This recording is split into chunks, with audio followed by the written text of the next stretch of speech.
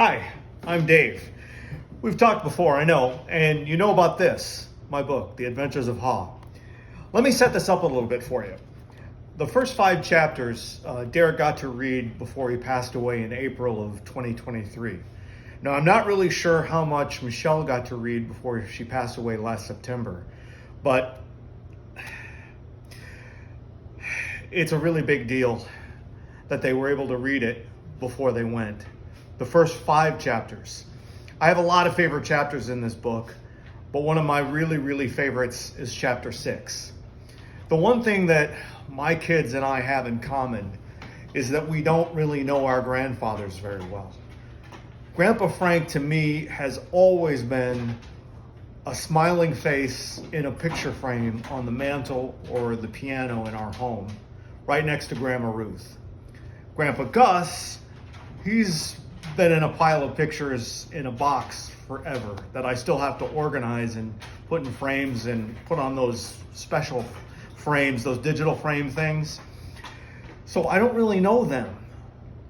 You know, my kids don't know so much about my dad.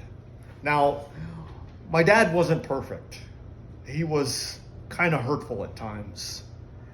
But let me tell you this, toward the end of his life, my dad would strike up conversation and he would ask people what radio station they listened to.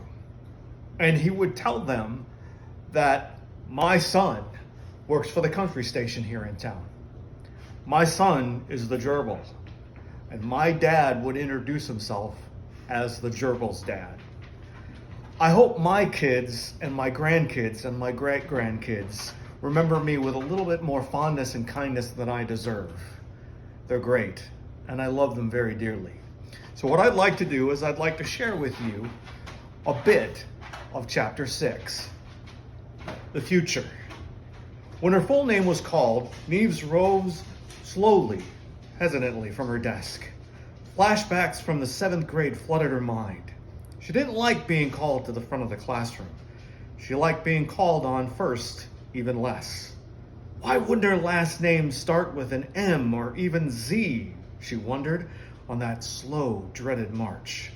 W would have been perfect. Anything was better than a last name near the front of the alphabet.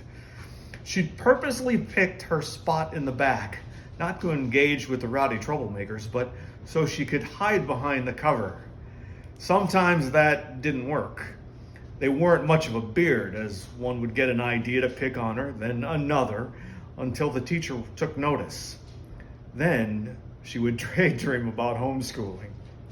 Standing next to the teacher's desk in front of the class, her paper waved in her hands. Her paper waved as her hands trembled. She could see some sympathy from a friendly face or two. There were more giggles and sneers, though. She felt cold, even though her hands and her forehead were damp. She felt a tingle down the back of her neck as a single drop of sweat trickled down. Her tongue stuck to the roof of her mouth. Her throat ached. Her lips felt cracked. She swallowed hard, willing saliva to return as she looked down at the quivering page in her pale hands. She held it so tight her knuckles were wet. The heading read, "The person I'd most like to meet." Reading her report in the 7th grade was the last time Neves allowed herself to be nervous or scared. It was the turning point. From that moment, she decided to be bold. She moved from the back of the classroom to the front. She raised her hand and participated more. Her grades never faltered. She enjoyed the arts and music in school, but she excelled in physical education. She was barely voted prom queen. She was overwhelmingly voted valedictorian. At graduation, over her parents' protests, she selected a military career. And then she discovered the program. Now more than ever, she remembered every minute detail of that day in the 7th grade. The grit of chalk on the oddly green blackboard. The smell of her teacher's cologne, a little peppermint, covering the hint of nicotine and something else. Alcohol, perhaps? There was a breeze coming through the open classroom window that carried an apple and pine, swirling around a funk of perspiration. They had all been just as nervous as she, but she was the first, the sacrificial lamb that led the way. The rest of the class had picked celebrities, television or movie stars, rock stars, sports figures. Everyone had wanted to meet someone famous, to brush with greatness. Didn't everyone? To bask in the presence, to reach out and touch the glow. Neves had picked one person near and dear to her heart, a different sort of greatness. And now, the program would make that dream come true. Now, her boldness had retreated to the anxiousness of a seventh grader. Her hands were damp and tingled. Her mouth was dry again, and a single drop of sweat rolled down the back of her neck to the collar of her suit. She was just a lieutenant in the party of 5. Her captain was a much older man, his stern features chiseled from granite. When he spoke, it was a deep, slow growl. Every response was usually a high-pitched bark. "Sir, yes, sir!" She tried to match his growl with equal deepness, pulling her voice from the depths of her boots. It was possible at times. Other times, it was just the same sound as her 3 comrades. Now the 5 of them stood in the dark, blank chamber, waiting impatiently.